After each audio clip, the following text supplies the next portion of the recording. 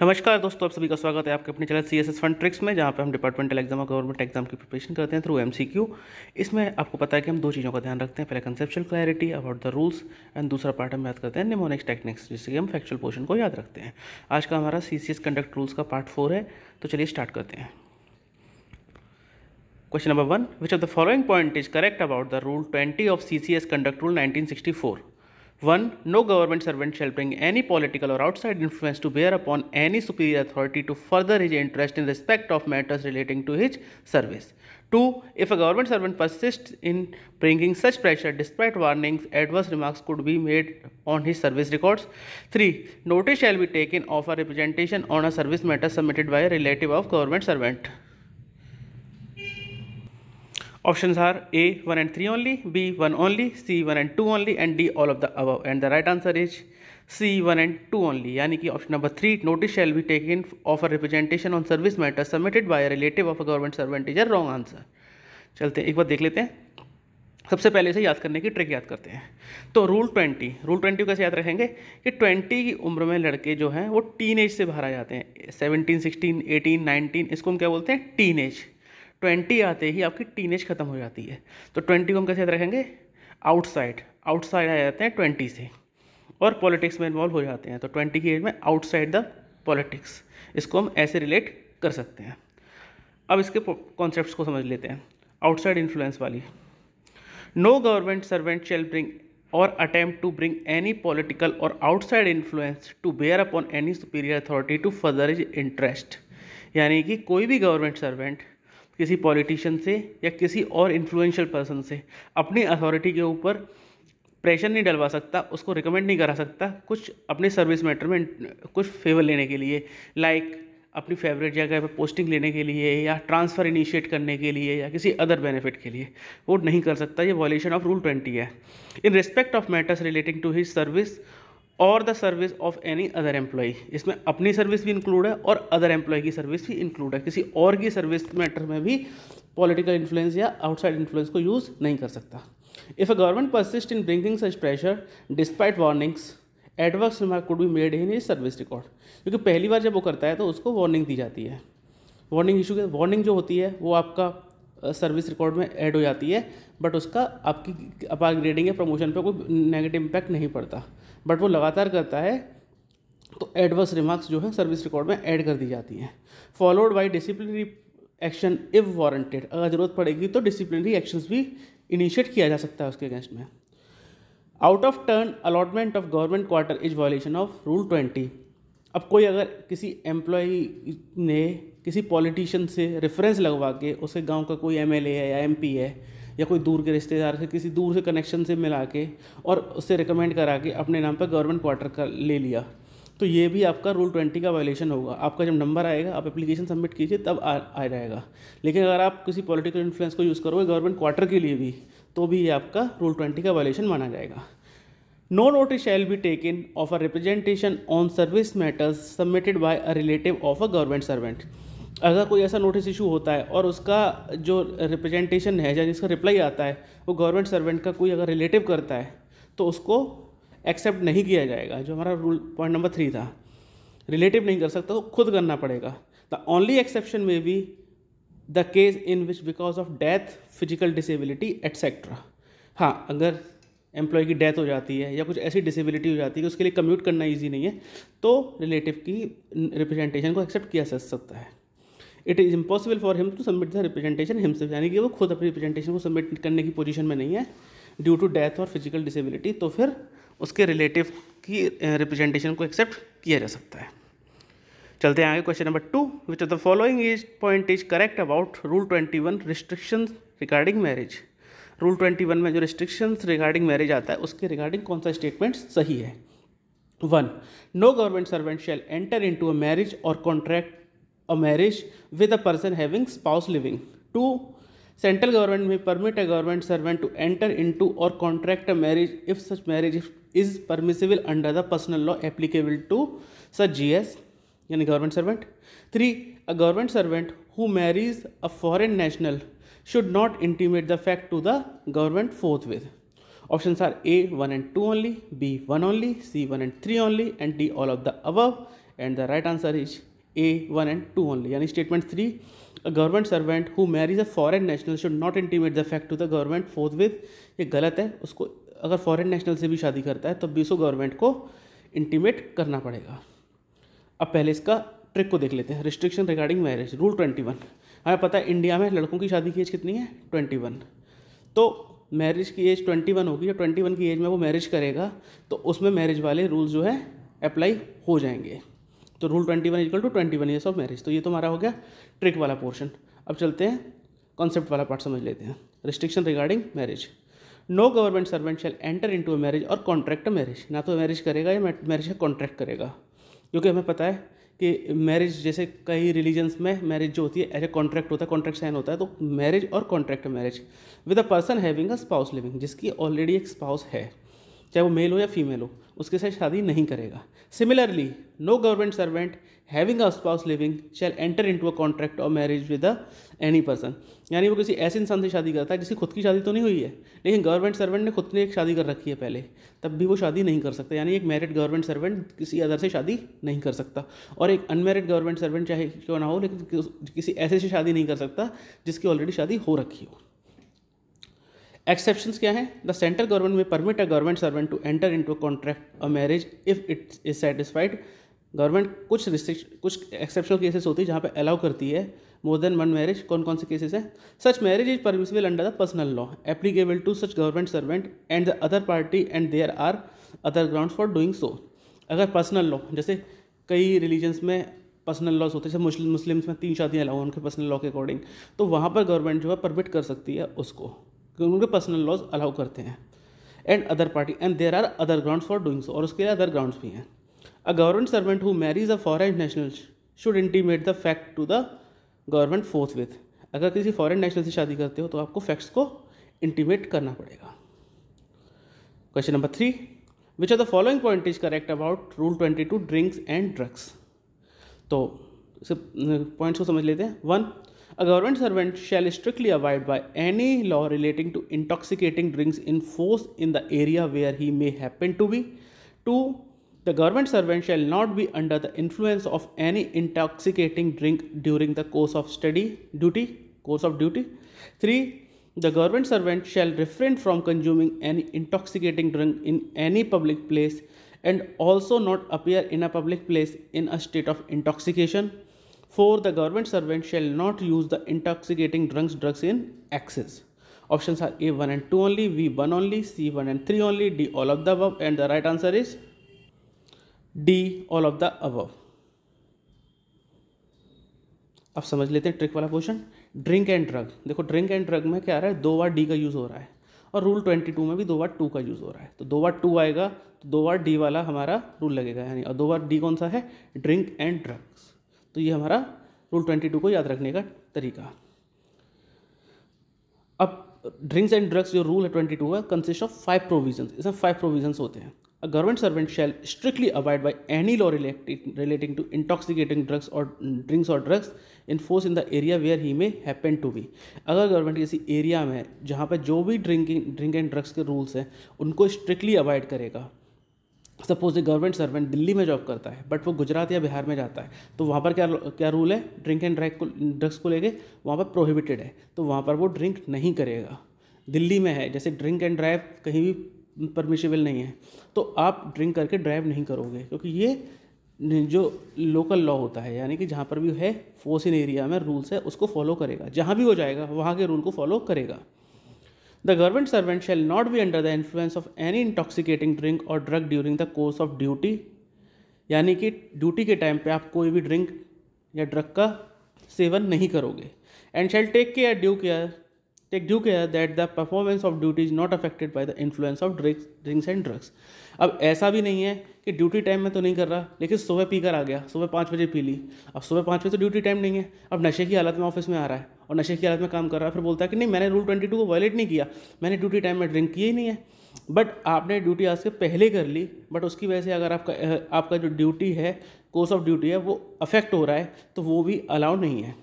The government servant shell refrain from consuming any intoxicating drink in any place of public, यानी कि government servant किसी भी public place में drink नहीं करेगा।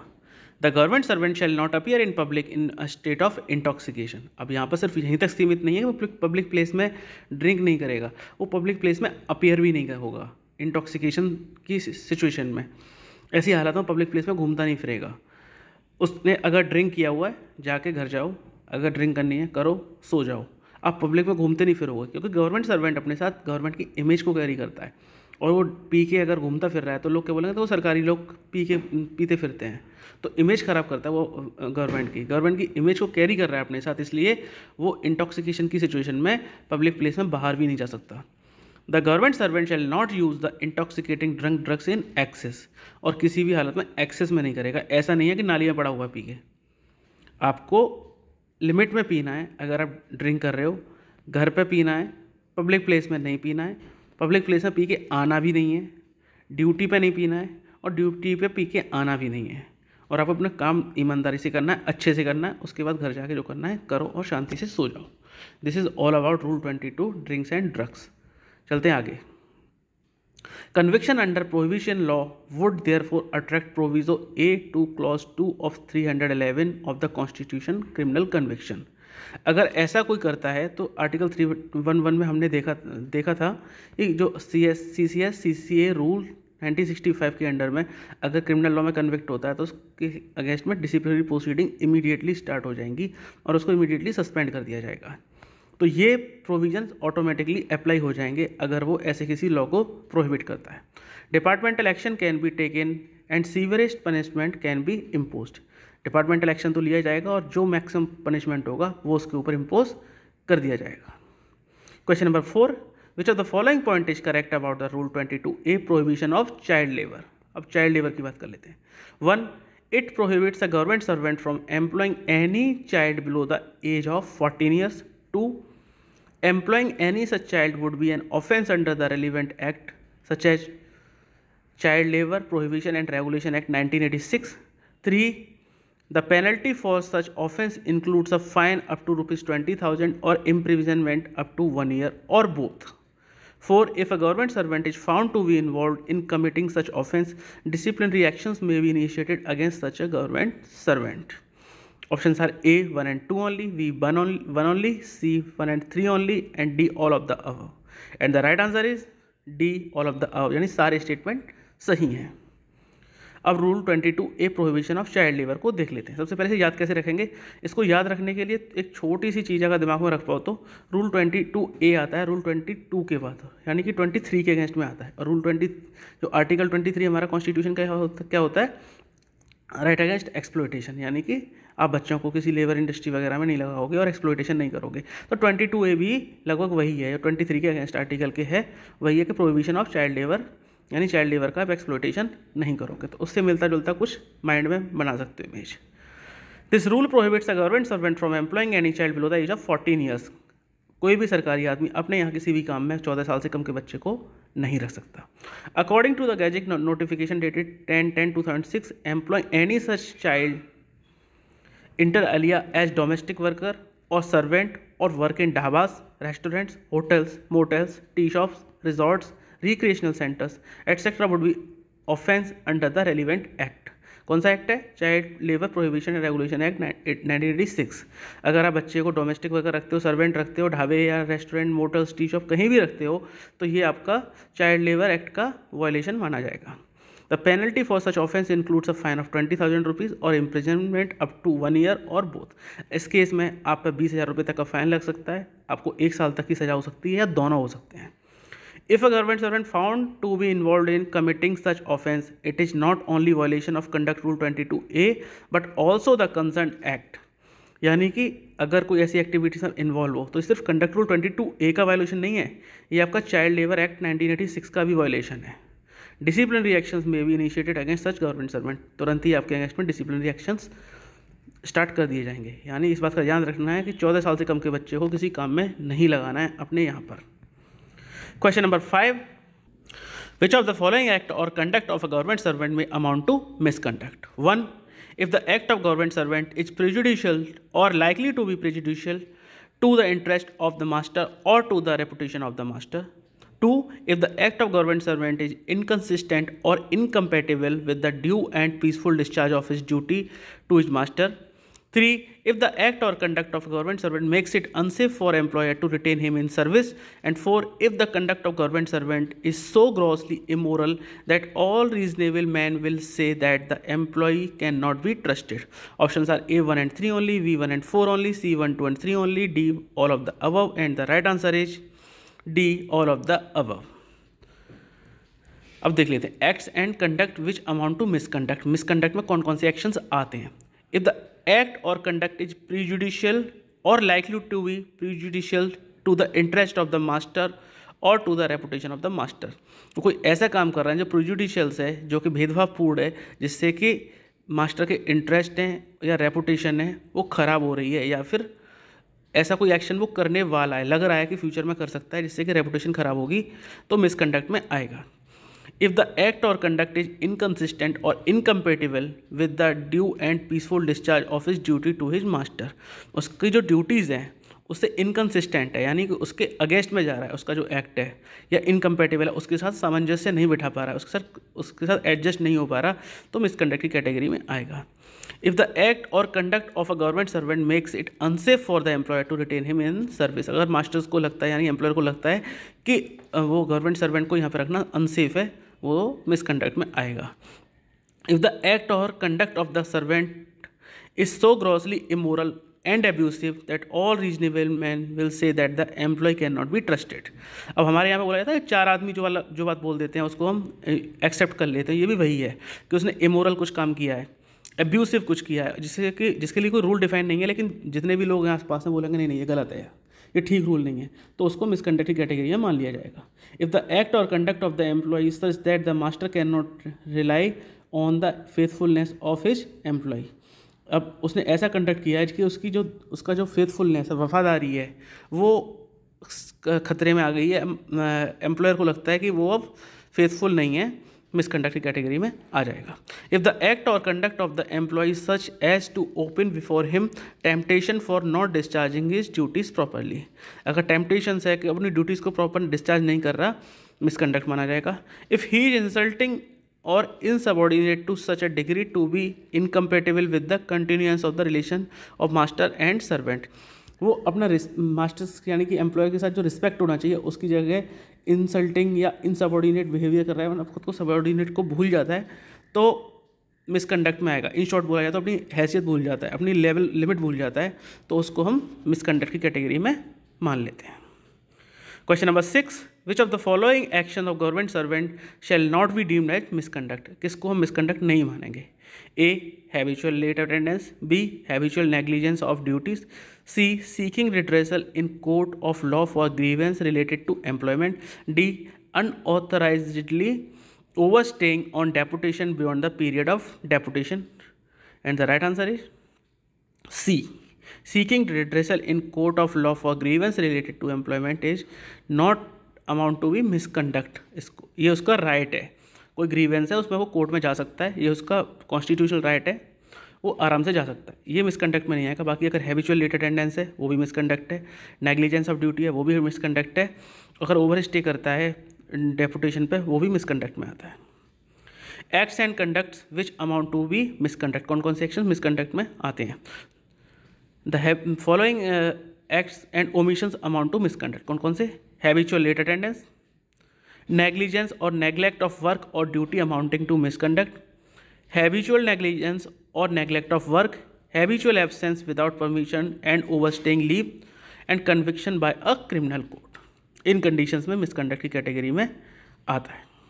Question number 7. No prior permission is required for undertaking an occasional literary, artistic और scientific work. यानी कि अगर कोई लिटरेरी, आर्टिस्टिक या साइंटिफिक वर्क अगर करते हैं तो उसके लिए प्रायर परमिशन की ज़रूरत नहीं होती. Is A true or false. And the right answer is A true. हम लोगों ने FRSR में अच्छे से डिस्कस किया था किस किस केस में परमिशन नहीं ली जाती, किस किस में परमिशन लेनी होती है, किस किस को हम फ़ी मानते हैं, किसको नहीं मानते और कितना अमाउंट लिया जाता है. तो ये उसी का कंटिन्यूएशन है. CCS कंडक्ट रूल जो है, अगर FRSR आपने कर लिया तो वहीं से ये ऐड हो जाएगा, ये वहाँ से कंटिन्यू हो जाएगा और समझ में आ जाएगा. तो literary, science, artistic and technology, अगर इस फील्ड में कोई भी ओकेजनल काम कर रहा है वो उसके बेटरमेंट के लिए, तो उसको प्रायर परमिशन की ज़रूरत नहीं होती है। Question number 8, break in service amounts to forfeiture of entire past service for the purpose of a LTC, B pension, C appearance in departmental examination and D all of the above. And the right answer is D all of the above. हमने पढ़ा था कि ये भी FRSR में पढ़ा था कि अगर वो LTC अगर वो ब्रेक इन सर्विस हो जाता है तो LTC, pension, appearance in departmental exam, इन सभी के लिए वो उसकी पास सर्विस फोरफिट हो जाती है। और पेंशन वाली क्लॉज को कॉम्पिटेंट अथॉरिटी चाहे तो उसको कंडोन कर सकती है। Question number 9, saving bank accumulation need not to be reported by government servant in annual returns. हमें पता है गवर्नमेंट सर्वेंट को एनुअल रिटर्न्स भरने होते हैं हर साल। पिछले साल का जो होता है उसको नेक्स्ट ईयर की फॉलोइंग ईयर की 31 जनवरी तक अपनी पूरी डिटेल देनी होती है। तो क्वेश्चन ये है कि जो सेविंग बैंक अकाउंट में जो पैसा है क्या उसको देना होता है? Option A true, B false. And the right answer is A true. यानी कि अगर सेविंग बैंक में आपके कुछ पैसा है तो आपको उसको इन्फॉर्मेशन देने की ज़रूरत नहीं होती है। उसमें एसेट्स की मूवेबल और रिमूवेबल एसेट्स की बात होती है, उसमें कैश की बात नहीं होती है, बैंक अकाउंट की बात नहीं होती है। आज का हमारा आखिरी question, question number 10, absence from work on account of participation in gherao should in all cases be treated as. अगर को पार्टिसिपेट करता है घेराव में तो कौन कौन सा should be all cases absence of work में ट्रीट होगा? Special casual leave, unauthorised absence involving break in service, earn leave and extra ordinary leave. And the right answer is B unauthorised absence involving break in service. घेराव के time पे वो unauthorized absence पे रहता है तो उसको पार्टिसिपेशन माना जाएगा घेराव में और ब्रेक इन सर्विस में ट्रीट किया जाएगा। अगर वो स्पेशल कैजुअल लीव ही लेता है, यानी स्पेशल कैजुअल लीव ये कंडीशंस ऐसी हो गई हैं कि वो अपने घर से ऑफिस नहीं आ सकता, स्पेशल कैजुअल लीव ले सकता है, या वो पहले से EL या EOL सेंक्शन करा के गया है तब तो कोई बात नहीं है। अगर वो अनऑथराइजली एब्सेंस होता है तो फिर उसको ब्रेक इन सर्विस कर दिया जाता है। ये हम लोगों ने FRSR में भी देखा था। तो फ्रेंड्स, ये था हमारा आज का वीडियो। ये हमारा आखिरी पार्ट था CCS कंडक्ट रूल का। इसके साथ ही कंडक्ट रूल पूरा ख़त्म हो चुका है।